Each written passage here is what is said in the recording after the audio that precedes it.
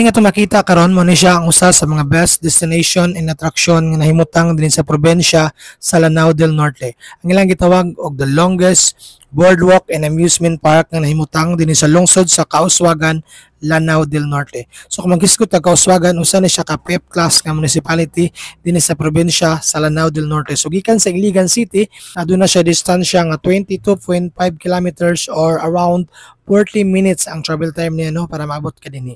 And gikan naman sa pikas nga area kan dito sa may Mucas Port, aduna siya distansya nga 43.5 kilometers or that's around more or less 1 hour para maabot ka dinhi. Maong nabansagan ni siya as the longest boardwalk in Mindanao tungod sa iyang gitas-on nga maabot sa 1.3 kilometers. And then ang iyang entrance fee diri guys is nasa 10 pesos per head. And then kung gusto mo ma-experience sa ilang mga rides, ang ilang train diri is nasa 50 pesos per head.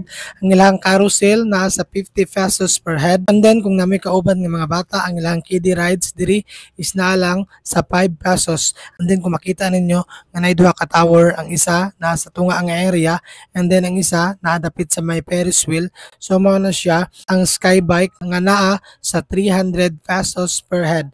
And then ang ilang Ferris wheel also is naa sa 50 pesos per head. And usa sa ilang priority din guys is ang cleanliness sa ilahang lugar. Sa i-observe no sa itong pagbisita din halos kada corner sa boardwalk na nakapaskil nga signages and na nakabutang nga mga garbage bins para ma-remind ang mga tawo nga mobisita diri na dapat maging responsable ta sa tuang mga basura.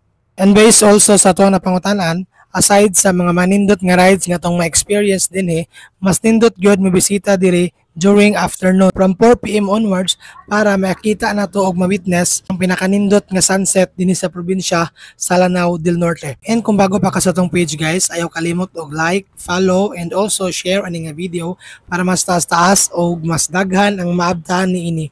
Thank you so much and to God be the glory.